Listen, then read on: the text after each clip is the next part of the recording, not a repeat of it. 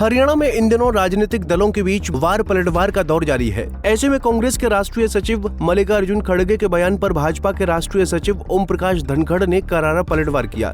ओम प्रकाश धनखड़ ने कहा कि जो दल मर्यादाओं को पार करता है, देश ऐसे लोगों को सुनता नहीं बल्कि ठोकता है। उन्होंने कहा कि प्रधानमंत्री मोदी को किसी खड़गे के सर्टिफिकेट की जरूरत नहीं है। दरअसल कांग्रेस के राष्ट्रीय अध्यक्ष खड़गे ने प्रधानमंत्री मोदी पर निशाना साधते हुए उन्हें झूठा कहकर संबोधित किया था।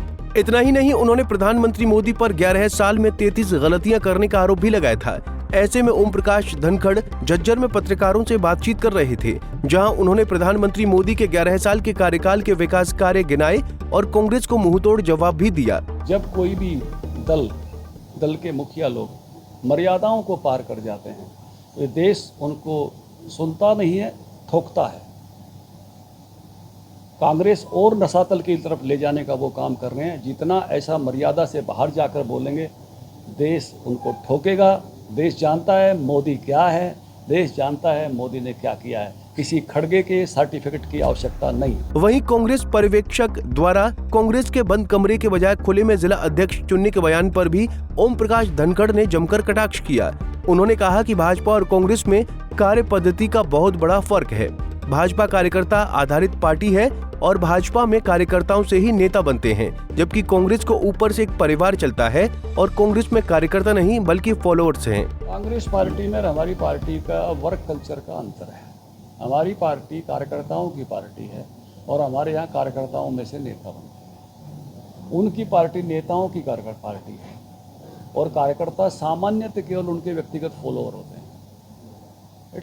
ये कार्यपद्धति का फर्क है और इसलिए उनको हमारे वाली कार्य पद्धति पर अगर ऐसा संगठन चाहते हैं तो वो हमारी कार्यपद्धति से संभव है और हमारी कार्यपद्धति पे आना पड़ेगा। और हमारे मनोहर लाल जी ने कह दिया भी हम सेवाएं देने को तैयार हैं। पीछे उनका बयान देखा था मैंने।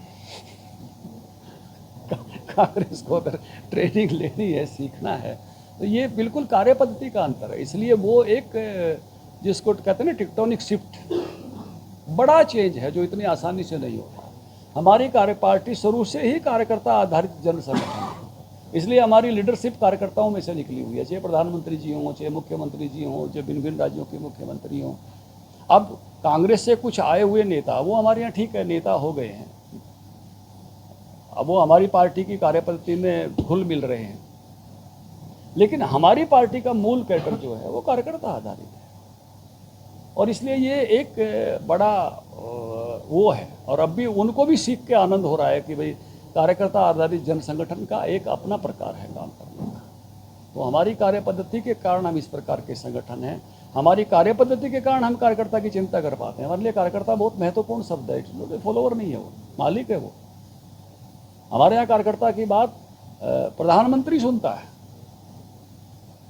हमारे यहाँ जब प्रधानमंत्री या बड़े नेता आते तो बड़े बड़े लोग लाइन में नहीं खड़े होते। आपको कई बार हैरानी होगी कि इनके साथ भी प्रधानमंत्री जी की फोटो है, इनके साथ भी प्रधानमंत्री जी की फोटो है, इनके साथ भी प्रधानमंत्री जी की फोटो है। देश में मुझे लगता है कि लाखों कार्यकर्ताओं के साथ प्रधानमंत्री जी की फोटो है 1 to 1, क्योंकि प्रधानमंत्री जी जानते हैं कि मेरी पार्टी कार्यकर्ता आधारित जन संगठन है, मैं उसी में से आया हूं और इसलिए वो वहां उसका महत्व है। इसलिए वो जब आते हैं तो पहले से तय होता है कितने कार्यकर्ता रिसीव करने में होंगे, कितने कार्यकर्ता वापिस जाएंगे तो भी मिलेंगे, अधिक से अधिक कार्यकर्ताओं को मिल सके। तो ये जो बेसिक का अंतर है, जब तक ये चीज़ें कांग्रेस में ठीक नहीं होंगी, क्योंकि कार्यपद्धति जो बन जाती है। अब उनकी कार्यपद्धति उस प्रकार से डेवलप हुई, उनकी पार्टी ऊपर से चलती रही है एक परिवार के आधार पर। उस परिवार को वो छोड़ ही नहीं सकते। और हमारा संगठन पारिवारिक संगठन है, यानी साथ रहते रहते ऐसे बढ़िया रिश्ते हो जाते हैं जैसे एक परिवार के हों। पारिवारिक संगठन हमारा भी है, लेकिन साथ काम करते करते हम एक दूसरे के सुख दुख के हिस्सेदार हो जाते हैं। घरों में सबके आना जाना हो जाता है। तो हमारा संगठन भी पारिवारिक है, लेकिन हमारा पारिवारिक नीचे है, उनका पारिवारिक ऊपर है।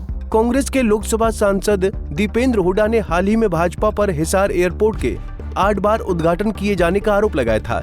इस आरोप पर निशाना साधते हुए ओम प्रकाश धनखड़ ने कहा कि हम जब भी कुछ नया लेकर आएंगे तभी उद्घाटन करेंगे। दीपेंद्र हुड्डा को किस चीज की तकलीफ है? पहले दीपेंद्र हुड्डा बताएं, उनके कार्यकाल में प्रदेश में कितने एयरपोर्ट बने हैं? नई चीज लाएंगे तो फिर जाएंगे, उसको काहे की तकलीफ है? अभी अब नई फ्लाइट शुरू हुई है, मुख्यमंत्री जी आए, अच्छी बात है। कल को और कोई नई फ्लाइट शुरू होगी, वहाँ के मुख्यमंत्री को भी बैठा के लाएंगे, यहाँ से भी बैठ के जाएंगे।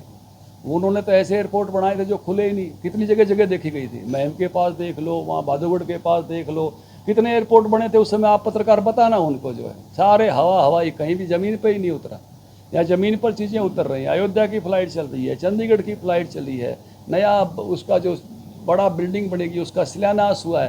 तो तकलीफ का एक हो, खुशी मनाओ, हर नई चीज़ आएगी उसका ही उत्सव सेलिब्रेशन करेंगे। ओम प्रकाश धनखड़ ने कहा कि आज भारत विश्व की चौथी नंबर की अर्थव्यवस्था बनकर उभरा है।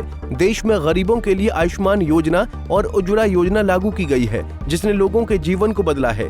इतना ही नहीं, किसानों का भी उत्थान हुआ है। ऐसे में विपक्ष को सरकार का साथ देना चाहिए, न कि बेवजह की आलोचनाएं करनी चाहिए। झज्जर से दिनेश मेहरा, पंजाब केसरी टीवी।